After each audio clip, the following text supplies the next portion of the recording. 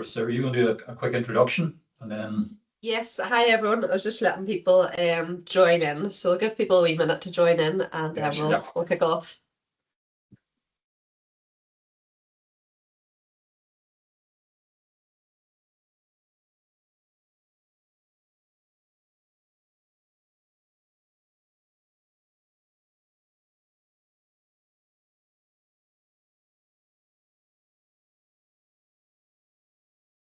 Okay, so hi everyone. Thanks very much for joining today.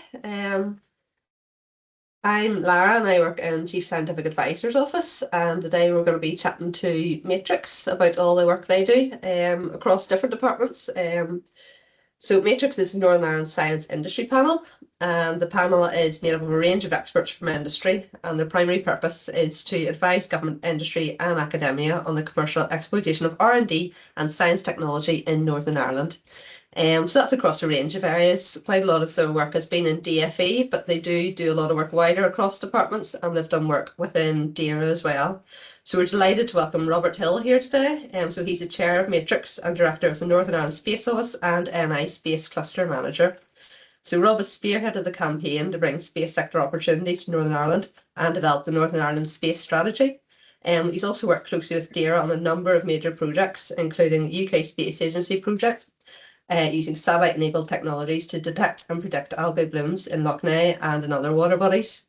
Rob's a passionate champion of the role of science in industry, education, government and society, and just last night he was judging pitches at the NI Science Festival's Fame Lab event.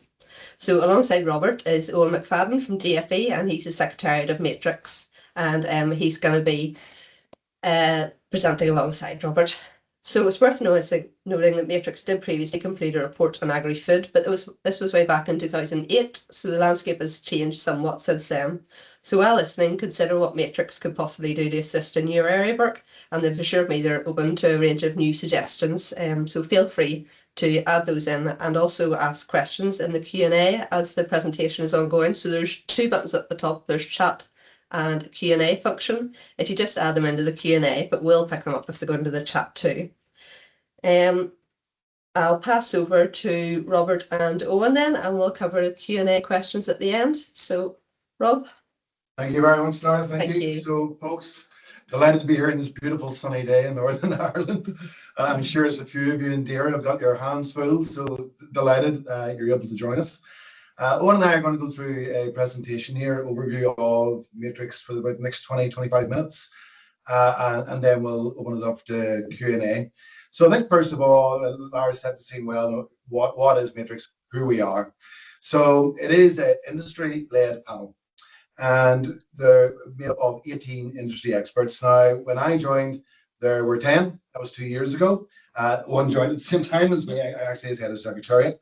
And there was a review done of Matrix, pointed out, we did need to increase the bandwidth of what we had and the expertise to look at the new technologies coming out and areas where we didn't have the skill set.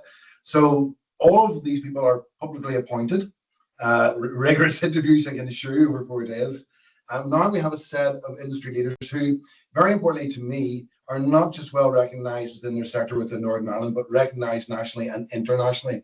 Because the whole point of this is that we have expertise, that we're not navel gazing and just looking at our own area and our own region. It's about where do we fit within the national and international context, and therefore how can we exploit our technology, research, industry experience to the benefit of all, but where we actually have skill sets and where we can have a niche and actually have a competitive advantage. On top of the 18 we have here, we also have 10 ex officio members. That includes both universities. Very importantly, we have Professor Helen McCarthy there as the Chief Science Technology Advisor, who then, and John Healy, the Chair of Invest and I, very importantly, have the Economic Development Agency there, to really help give us that bandwidth and that wider range of expertise and knowledge of where Northern Ireland sits within this technology landscape. Owen's head of a very small secretariat, I should say, but the impact we're having, as you see, is increasing. And for such a small team, led by the secretariat, we're very proud of where we've been over the last 2 years. If you want to go to the next slide. So what do we do? So we are usually commissioned. We get together. We have a quarterly plenary session where we discuss the current landscape. Very importantly, we're not looking at just what we need now. It's more foresight, 5, 10, hard to do, 15, 20 years from now. You know, where is Northern Ireland now? If we put the right Lego blocks in place now, where could we actually be within the next 5, 10, 15, 20 years that A, can make us world leaders, can put us on the global stage, or importantly, create a sandbox or a Northern Ireland as a test bed of innovation where others want to come. And very importantly, with our Indigenous industry and researchers, somewhere that they can stay and grow rather than leave the area. So how do we do that? We create foresight studies. And these foresight studies are usually relatively focused over 6 months to a year, looking at areas, and you'll see some of them, you know, right across the landscape. So ones that we are looking at right now are things like energy and quantum. We'll talk about that later.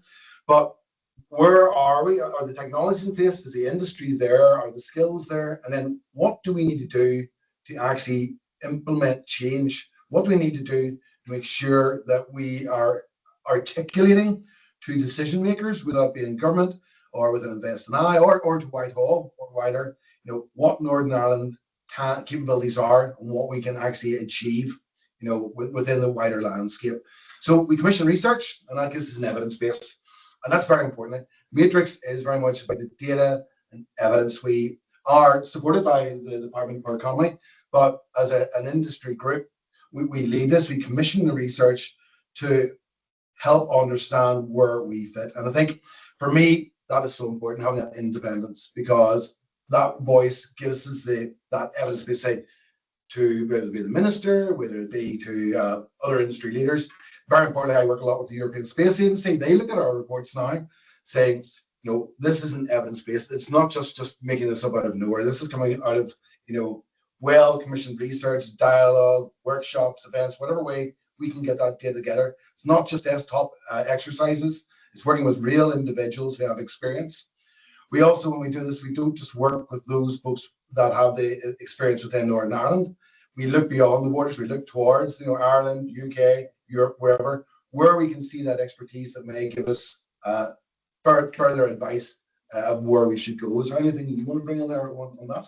On the Secretariat side? I think the one thing I would add is that, I mean, one of the things Matrix also provides is that independent evidence base and critical friend where we're looking at major projects. I mean, just thinking about the work in the department at the moment, we're looking at a £150 million investment in enterprise investment zone, working with Whitehall Department. So having that impartial evidence, and I mean, even recently talking with a very, very senior mutual colleague in Whitehall, he was explaining just how important that evidence-based, that research is in terms of making the case for Northern Ireland when talking within DCIT or DBT or the Treasury, in terms of this isn't vibes, this is evidence-based as to where we need to go and what we're capable of bringing to the table.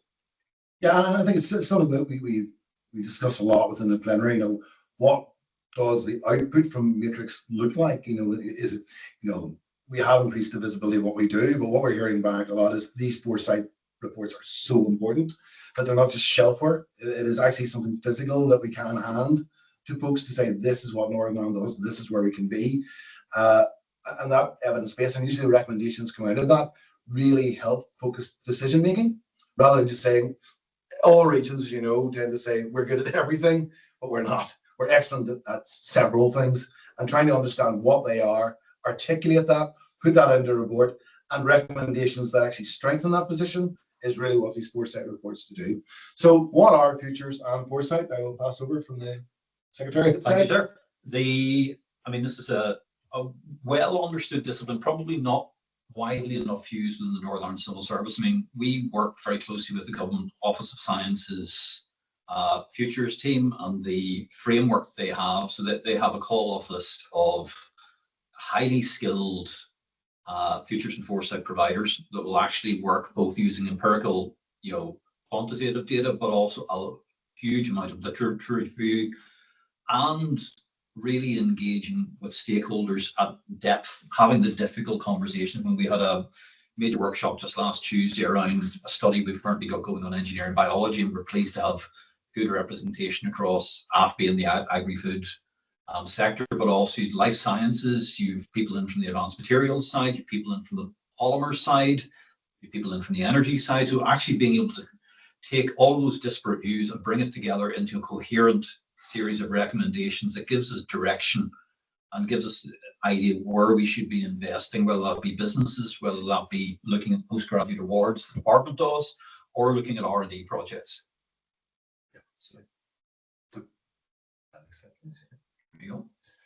So this is an example just over, how busy we've been actually over the last 12 months. These are 5 of the reports. All of this, by the way, you can go to matrix.org and download the reports. Again, all data driven. So you'll see it goes from regulatory technology to space, which is very much a passion of mine. Built environment, AI in the future, I would have to say, has probably been the most visible report recently, and certainly a lot of action going on around that, and the need to be agile and to respond quickly to this. And photonics and lasers is our most recent report. Those reports really do have weight. And I can give an example if I just look at the space report.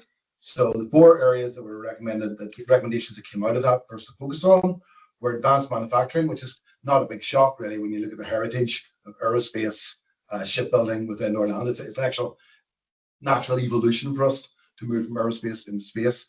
For those that don't know, by the way, it's always an anecdote I use, that the very first ever commercial contract by the Wright brothers for a plane is actually safe in Belfast. So we're not the largest aerospace industry in the world, but we are the oldest, and the supply chain is built around that. So growing that. So advanced manufacturing was one piece, but another one of the recommendations was to look at public sector transformation. And that was very much about using satellite-enabled technologies. Loch May and harmful algal blooms that Lara mentioned earlier is just one of 78 use cases that we have uncovered through workshops right across all departments. 28, by the way, which we can go into later, from DAERA itself, looking at things like compensation schemes, flooding, monitoring and analysis, afforestation. So those reports, without them, we wouldn't have the evidence saying we should be focusing on these areas. The public sector transformation piece has actually led to substantial funding from the UK Space Agency, so national funding coming to Northern Ireland, because it's well articulated. The data is there to say this is the direction we're going, and the skills are here. And that was a really good example of how industry, government, and academia can work together, because you have yourselves, such as DAERA, our department, that can articulate the scientific need and the requirement and what that means to society. You have a cluster of companies and industry that can respond to those challenges. You have the SIB, the Strategic Investment Board, which had a mechanism, SBRI, which we all know and love, which allowed us to actually exploit that. And then we had the UK Space Agency that had national funding that we could put against it. So, and that was very agile. In fact, you couldn't really do that across UK. And what we're seeing is for these kind of reports, it really does help us funnel down where the funding should go. So advanced manufacturing, public sector transformation is a big piece for us. We'll talk about that later if anyone has any questions. Cyber and resilience is another one. And I think we're going to touch on a report that was done actually previously before I came on board, which was the Advanced Wireless Network Report. This is also why Matrix is so important, because we have 18 people, very busy industry people, sitting around a table that don't normally get out of their silos, that they're working on the day job. We debate what is important, and what we find is that, of course, across the different sectors, there's commonality, there's needs, there's requirements, there's gaps, but we then collectively can decide what we need to do about that. And that's where these foresight reports come from. The Advanced Wireless Network report and the Space report have actually led to funding for 6G testbed network going into Rathlin Islands, which would never happen if we hadn't got the evidence and done the homework before it. So we were able to attract that investment into Northern Ireland because the homework had been done. So these reports, as I've said before, are not shelf work. It's really important. The one we're obviously focusing a lot on, and you'll hear a lot of, very visible, is the AI and the futures report. And we'll talk about how the impact that has had later. Do you want to touch maybe on the RegTech? I was going to say RegTech's an unusual one, because it's one of those things that Matrix is able to do is to go into technologies or areas that aren't well known or well understood, that may be seen as sort of emerging opportunities. So regulatory technologies is essentially the application of technology to help businesses and organizations comply with regulations in place. It's not to do away with regulations, it's not better regulation, it's about being smarter as to how you comply. That's predominantly been happening in the world of financial technologies, and there's a strong cluster in Northern Ireland working in that space. But what the study did, which I think is a good example of where Matrix really adds value, is it said yes, and the fintech bet is an important one, is one that we should be working on, and there's great companies like First Derivative and Fintru already in that space. There's an interesting emerging opportunity around life sciences, and MERHA are now apparently going to open a presence in Northern Ireland, which will help our growing life sciences cluster do some interesting work. But interestingly, from my perspective, the study also identified 3 areas where basically nobody internationally is looking much at in terms of reg tech, and yet there appears to be significant opportunities. And those include logistics, advanced manufacturing, and agri-food. And obviously with some of the issues with Windsor Protocol, with the ability to trade on a cross-border basis and goods, that's an interesting niche to explore. So we're actually working with colleagues in InvestNI and academia and businesses to actually just warm the market a little bit and just sort of say, right, is this an area where actually businesses would wish to go? We're not about directing investments by businesses or government. It's about providing advice. But to me, it's one of those interesting places where probably nobody would have been looking at those spaces without that evidence base to provoke the discussion. Yeah, and as mentioned, when you look at these reports, they don't sit on their own as such. You can actually see commonality across all reports. And so as we go through the research for each one of these sectors or reports, what we find is it unlocks areas we may not have thought of before, and then we follow on. So they don't just sit there as reports. There's usually a follow-on, and then that can actually lead to a completely different direction of thought about, wow, what if we were able to put all this together, whether it be with AI or maybe engineering, biology, looking across the evidence space we already have. So this is a resource for all of you to use, do the idea of what exists currently in our now and where we're focusing our attention. And what we'll require, and we'll talk about this later, they ask is, as a resource, how can we support you? But we'll come to that. So as we've mentioned a couple of times before, that we're currently working on an engineering biology study, and this is an example of an area that is new, I think, to pretty much all of us as a concept. It actually was a direct request from Helen McCarthy, our Chief Scientist and Technology Advisor, because it's one of the pillars of UK science priorities. It wasn't an area that was well understood in Northern Ireland. In fact, when DCIT rolled out a couple of years ago looking for Northern Ireland input on UK engineering biology strategy, they got no input at all. And yet actually, as part of the study, we've been uncovering capability across the universities, into the colleges, into some of our largest companies who you wouldn't necessarily think of in terms of engineering biology, but across life sciences, across agri-food, across our polymers cluster, across our advanced engineering companies. There are companies and individuals and researchers already working in this space. The question is, how do we actually tie those disparate knots together in a way that actually adds more than some of the parts, and then are able to reflect that back into DCIT and UKRI and others, and hopefully unlock funding. The next study that we're currently out to tender with at the moment is quantum technologies, which is again out there in terms of just the implications for it and are transformative in terms of the economy. But I wouldn't pretend for a moment our current state of knowledge across the civil service or wider civil society on the implications of quantum technologies are at all well understood. And I think this is very much where you need to have that larger forum of expertise and knowledge across all sectors, because originally the exercise we had discussed was quantum computing, but it was very obvious then when we got talking across it, it's much wider than that, it's quantum technologies. And then trying to understand quantum was a big area. Where does Northern Ireland have the nation? Where could it go? Is really where this study is going to be. So again, having that pool of knowledge that sits together quarterly, but also we do speak to each other obviously all the time, allows us to really hone down to where it goes to be and not miss something. And that's very important. If we were just siloed and said we're going to do this study because this is coming from our perspective, having that wider knowledge and experience around the table, virtually and literally, allows us to go, well, hang on, this has an impact in my sector, has an impact there. All right, in what area, what form? Plus, I should point out, when we go out to do these foresight reports, it's not just those within the Matrix panel.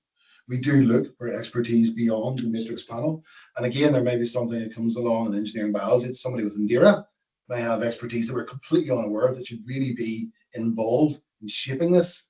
And that's the point where we're trying to shape the future here. It's pretty unknown. Well, there's a lot of unknowns what the future looks like, but we have to do the best for the citizens of Northern Ireland. And having the most input we can get from as many sectors to inform what this looks like is really important. So again, folks that are in DAERA, there may be somebody there or somebody you're working with in a study or research that has expertise, maybe in quantum technologies that we're completely unaware of. Again, that's the ask. Bring them to the table. Make sure you're engaged. Make sure we're getting the story right and the data reflects reality. I always said about what is Matrix. We are an engine of reality. It's fact-based, it's data-based, and it gives evidence to help support you in your everyday job. Say, this is where we are, here's the technologies, here's the capabilities. This is maybe where we might want to focus some of our attention. It gives you that tool that you may not have individually. So impact. So as Owen has rightly reminded me, 19 years, I'm not going to say Owen was there at the start, but it was. 19 years Matrix has been going, and one of the things we did, Owen and I both agreed when we came on board, is the visibility of Matrix, not just to those who already knew us. So we've been working very hard to make sure we're visible across industry, academia and government, not just here in Northern Ireland, but much wider afield to really put a focus and spotlight on what we do. And we do that in many ways. It can be workshops, it can be events. For example, Northern Ireland Science Festival, we sponsored the Northern Ireland Science Festival and several events. I had the privilege yesterday evening of seeing 6 fantastic young speakers articulate their science in FameLab, which is a daunting thing to do in front of a series of panelists. And incredible. I think the quality was really, really good and what was coming out of that. So that's one. At events, workshops, we will participate. Conferences, we will sometimes set as panelists there. And we support all of the panel members around. Or something comes to the table, a conference, an event where they need a bit of support, where Matrix can actually play a part, or it helps support us in getting those foresight reports and study out there, then we participate in those. So you'll see just a snapshot of going across. The bottom right one's an interesting one with some guy that looks very like me with a tan again. Must be on holiday. At the side, one of the things we're doing is a lot of these events and workshops now, we're partnering with Invest NI on stages in events. And that's really important. We're trying to make sure we show that joined up approach across government, industry and academia, because that's what we are. I was recently asked, in my mind, what is Matrix? We are a convener. We convene to try and understand and articulate what are the requirements, what are the needs for Northern Ireland, and we're a conveyor. We get the information out there that is accurate, timely, and supports local industry, academia, and government. Do you want to go through a few of these? Just to give a couple of examples of sort of practical impacts of Matrix's work. So, probably the most high profile in the last couple of years was the establishment of Northern Ireland's Artificial Intelligence Collaboration Centre, which is driving up the uptake of AI across all sectors of the economy and across companies of all sizes. It's been an outstanding success in terms of its impact. I have a personal interest in the next one, Small Business Research Initiative.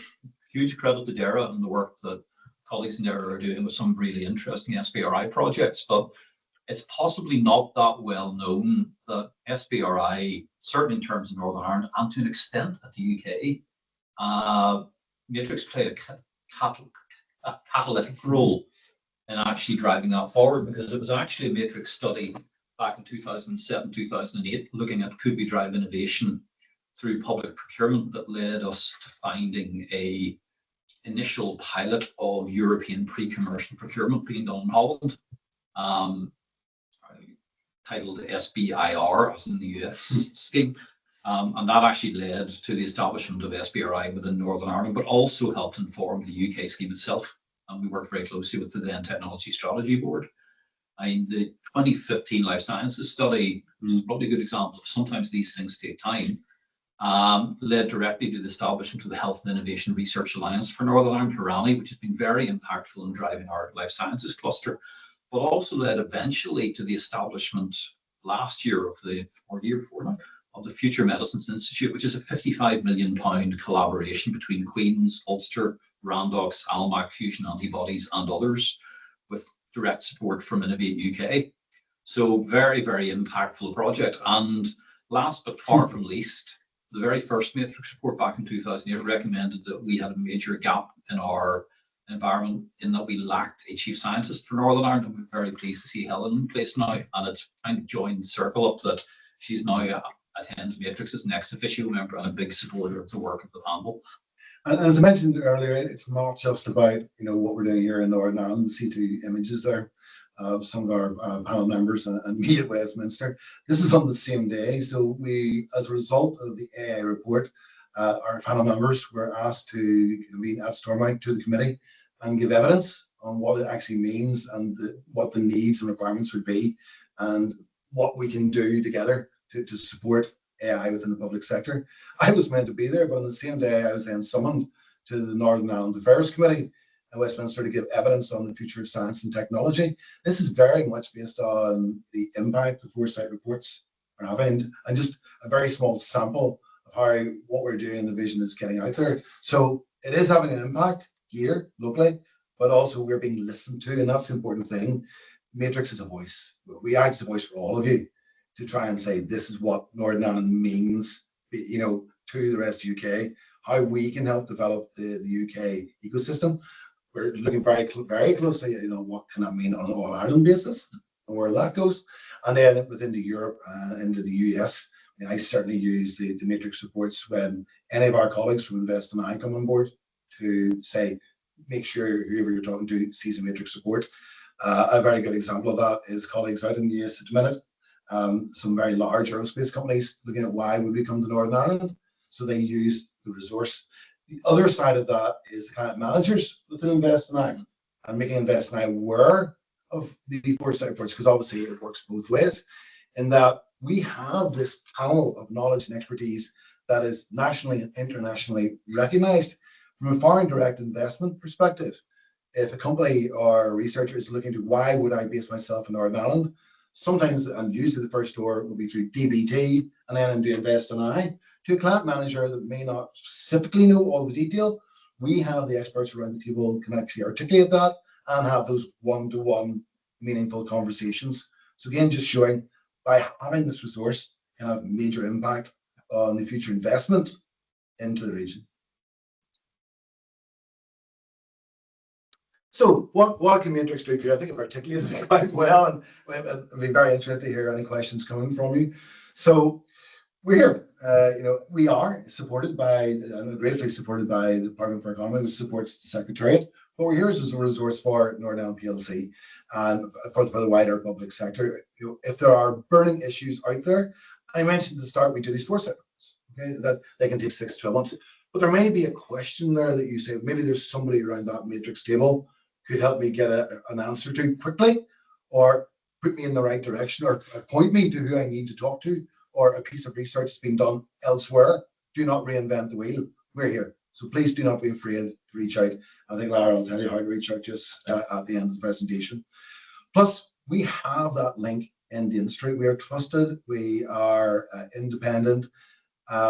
We are here, although our colleagues are well embedded within our own industries.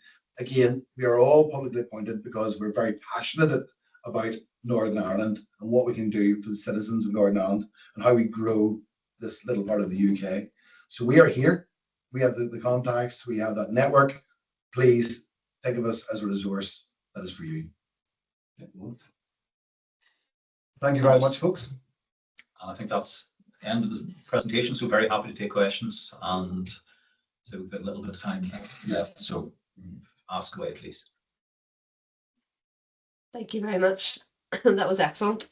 It's really informative and relevant across a wide range of DAERA areas. I suppose I'll start off with the first one while waiting for the Q&A questions coming through. So in what ways do you see the role of foresight and futures having a role in public policy, and in particular maybe in relevance to DAERA policy making? That's your... Okay, I'll take that one. I mean, the first thing is actually having the headspace to think further than a month or a year. So often our business planning processes are relatively short term, and yet we know, I think particularly, and I've collaborated a lot with DAERA colleagues over a prolonged period. There's a few probably on the call I may have done interesting work with in the past. Many of those issues, whether it be eutrophication of watercourses, that where Loch Ness gone, sustainability of farming, climate change, these are not short-term fixes, and they're not short-term issues either. So actually having that longer-term intelligence about where things are going, and apply, one of the things with futures that I think is very powerful is to actually do the scenario planning in it. Futures aren't set in stone. You're not looking at a future. We're probably looking at multiple different potential futures depending on what levers we pull, what decisions we take, whether it be as government departments, as individuals, as citizens, as farmers. So actually having that intelligent evidence base, I think, is really powerful for policymakers to sort of say, here's the alternatives. And I know the AI study, for example, one of the things that really struck home for people that read the AI Future of Work was that the range of scenarios on it, everything from, it could transform the Northern Ireland economy beyond recognition to, if we miss the boat on this, we're on a slowly in spiral of decline. Others will take the opportunity and we'll be left relatively poorer. From my point of view, if I look at the economics perspective, it's, the foresight for me is how can we be seen as a world leader, whether that be within industry or within setting, public sector policy, regulations. How do we use new innovative technologies such as I mentioned AI or space to create more informed, more effective, more efficient, public resources? Having that independent voice, but also be able to lift our head above the parapet, as Owen says, out of the daily job, look 5, 10, 15 years, and have the industry around the table here to say, these technologies are coming down the line, these could be used, making Northern Ireland the leader in public sector. Transformation is something I'm passionate about, hand in hand with industry and academia.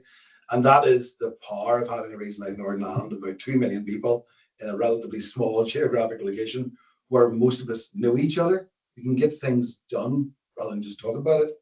But also we can go beyond government cycles. We have to look 15, 20 years time to say, this is what happens. And I think that's what we can do, is that independent voice. Yeah, that's the issue. Sometimes we get caught into that kind of yearly, especially the financial cycle as well. But I think, particularly for the 2050s, we've got net zero target for 2050, and the Climate Change Act is starting to develop sectoral plans in that area in particular. Makes all government departments have to think a wee bit more longer timescale. And then there's a range of requirements we have to deliver in DAERA, so from water quality, air quality, bovine TB, addressing ammonia, implementing the environmental improvement plan. There's kind of a long list of different policy areas that all come together to shape the future, but maybe in a slightly different way. So it's looking at how those all those different areas, and also delivering food security and maintaining an agri sector while we're doing all that. So it's how all those different areas come together, which is where the long-term thinking is required, I think, especially in our department. Well, obviously, we didn't mention during the presentation, but you've seen that one of the things we are doing as part of the Science Festival is a hackathon on Saturday, which people are very welcome to come along to if they're interested. You don't have to be a software developer to do it. But actually part of it is built on 5 future worlds 2050 for Northern Ireland, looking at different scenarios, all of which was actually taken out of matrix reports over the last years and brought together using artificial intelligence to sort of generate visualized worlds. And again, it's quite an interesting tool to actually get people out of their comfort zone to think in a different way. Yes. Another one in the chat here. So how does Matrix decide on the topics you're going to research next? It's very much an iterative process around the table. And as you can imagine, you've got a lot of very interesting colleagues, very knowledgeable in their sectors, that all want to do something for the right of Northern Ireland, but from their own perspective. Having us all around the table opens up the perspective. So an example would be for something like energy. Somebody might say, let's do hydrogen, for example. I go, that's great. But then I go, hang on, it's wider than that. What about solar? What about power? How are we going to do that? So having that debate of around awareness and prioritizing what that looks like. We're also very cognizant, obviously, of the Department for Economy and the pillars of opportunities. We're cognizant of the policy and strategy set in the UK. So we make sure we don't wander off, unless it's really necessary, totally wander off the path, something that's not relevant to policy or regulations, otherwise becomes not relevant. I mean, that is probably the two most important things that I see as chair, is that we're accurate and we're relevant. So making sure that it is relevant to what is needed by government or society or industry or academia, and then working together to come to a common focus. So typically then what will happen is we'll set up a steering group for that foresight report. We will look internally, and quantum would be a good example, I suppose, where we'll say, do we have the expertise here on panel and within the region, Northern Ireland? So a lot of times it could be, no, we need expertise from elsewhere. So then we identify that expertise to come in, and then we convene, and then we'll usually commission that report with the oversight of that steering committee to produce that data. At the end, we'll end up with that evidence with usually key recommendations to take that forward, prioritized against policy or regulations where possible. So just to supplement that, the one factor that is important, I mean, DFE obviously covers the costs in the Secretariat and Research agenda, but it also is the Economic Department will sometimes sort of say, we have an issue that we'd like someone to explore. RegTech came from one of our senior colleagues who'd been exploring and kind of went, we need to know more about this. We need to understand where it comes from, and ask Matrix, would you go and explore? One that will be on this spoiler, one that will be on next year's work program will be creative technologies, specifically looking not creative industries in its wider sense, but very much the technology side of that. And that's a good example because Matrix looked at that area back in 2018. Well-regarded report, helped provide the evidence base for Studio Ulster as part of Belfast City Region deal. But those technologies have evolved beyond recognition from where they were 8 years ago. So sometimes the question is we need to go back and revisit because the world has moved on significantly and is in need to revisit. One might point out agri-food was last looked at in 2008, but that's a... I think it's that important. I mean, I just highlighted two technologies, space, AI. You know, and you said these are new innovative technologies. Not really. AI is relatively new, but in the terms of new technology advances, it's not. Space has been around for a long time. Sometimes it's not the innovation, it's the adoption and how you adopt it. So again, when we're thinking about these reports, what can come out of this cross-fertilization, that it's not the adoption of that particular technology, it's how you adopt it and get it into business as usual workflows is just as important. So I might be doing something in space, but it's very relevant to any new innovation or technology. If we can find a way to embed that, it's not just that particular technology, it might be a way to embed other technologies. And again, that's where we need that industry expertise, because they have sight of what's coming up, but also what's going on, what has been going on for the last few years. Then what we can do is we can work with the likes of the DAERA and look at how do we embed that within your workflows. You know, what is most relevant and meaningful to you? No point asking me, I'm not a civil servant. You will know how that works. So I would mention, for example, working very closely with obviously your colleagues like Claire Young and Connor. You know, how do we embed these technologies, you know, to support you in your everyday workflows? So the long answer to the question, but we convene, we debate, and can sometimes be very interesting debate because everyone has their own perspective. We prioritize them against the needs in our non-policy national agendas, whatever is there. We then get a group together of experts within Northern Ireland and beyond, if required, or seen as helpful. We'll get the key recommendations, and then we support that, and then we get it out there for the wider dissemination. Well, that answers the question.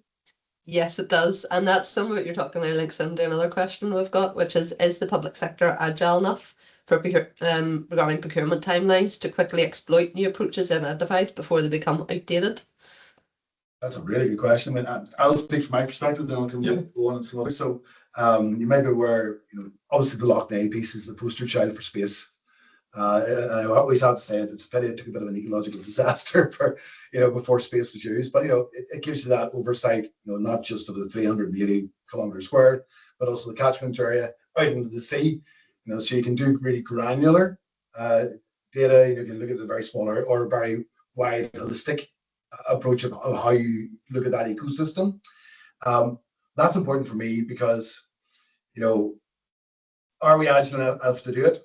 Well, that's a really good question because we're actually working on a program at the minute called, it's beyond Matrix, but it came out as the Matrix support I mentioned that public sector transformation piece called Pathfinder, which is funded nationally. So again, this is nationally funded, in the Northern Ireland. Pathfinder is by looking at how do we embed, I'm going to say satellite technologies, but I would say new technologies into the public sector. What's needed? What sort of governance is there? What does cost benefit analysis look like? How do you evaluate? What do you prioritize? We're actually doing that work right now. So I think we have the capability here, if the will is there, to be agile. I think that's the safest way I could say that. I think it's really important question, because if we can be, that is not just real relevance to the public sector and to our citizens, but also allows industry to come here and work with you on this new technology. It makes us a test bed and sandbox for innovation, and that's very attractive beyond Northern Ireland. So great question.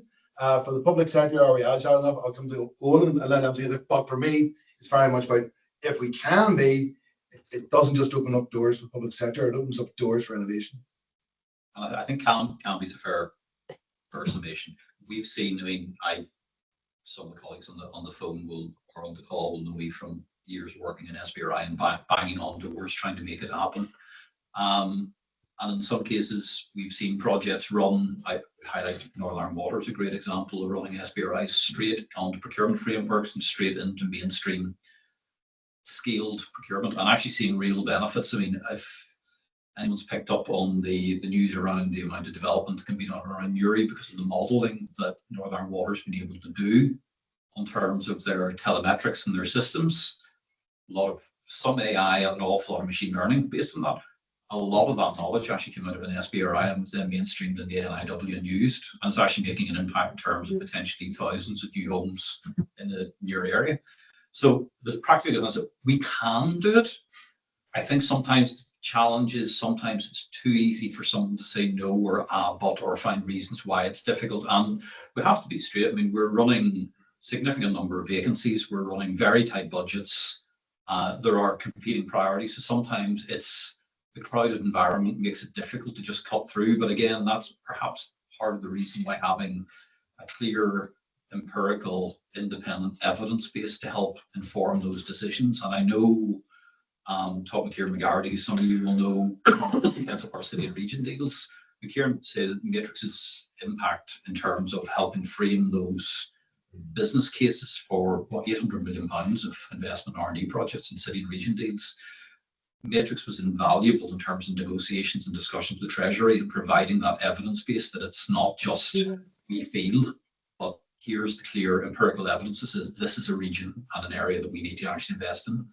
I'll just supplement that again. That evidence base, and it's not just down to this region. It's across UK. We can tend to be risk averse, but if the data is there and it's clear and well articulated with recommendations, it may remove some of those boundaries. Sometimes it may open the doors a bit more to actually more positive response. If there's something there that you can actually reflect to or respond to and say, well, according to this data, this is what we should be doing, and that might actually help get more agile frameworks.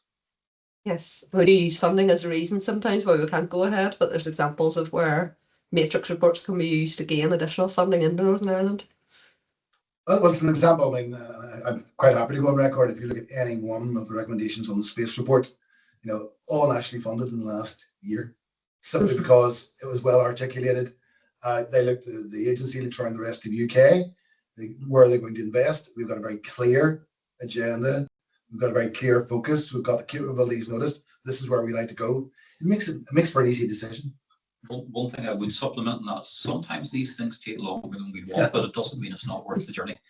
Because that one of the little bits of work I'm doing for colleagues at the moment, I'm reviewing how we got to where we have with Digital Catapult, which is a tremendous success story for Northern Ireland now. UK Digital Twin Centre sitting in Belfast. That came out of, and I had actually forgotten this, the original iterations and engagement with Digital Catapult and the rationale for seeking to bring Digital Catapult into Northern Ireland, even at the small scale, actually came out of a Matrix ICT report back in sort of 2014. So it actually it was a catalyst for actually starting those discussions and working it through. And then if you look over the reports, whether it be I think we've done 5 reports in the AI and the advanced wireless report highlighting the importance of digital twinning and how that could actually be utilized. So sometimes these things can take longer, Lara, but again, having the evidence base there strengthens the argument, even if it does require sometimes more persistence and time than we would ideally wish things to take. It does help that you've actually got the empirical evidence to actually allow you to make the case. Yes. Thank you. I'm gonna close it here. I'd ask anyone if they have any additional queries or anything they think Matrix can potentially help them with to contact CSA office, either myself or there's general CSA coordination email address. We'll then get back in contact with Matrix for any DAERA specific projects. And it was great to say that 28 was it out of 78 of the use cases were DAERA relevant. So I think that's probably higher than a lot of other departments. So we're pretty pleased with that. Yeah, thank you. Thank you very much for your time and taking the time out to present to us today. That was really helpful. Thanks, Rob and Owen. Appreciate the engagement. Thanks, Thank folks. you. Thanks, folks. Thank you. Bye bye.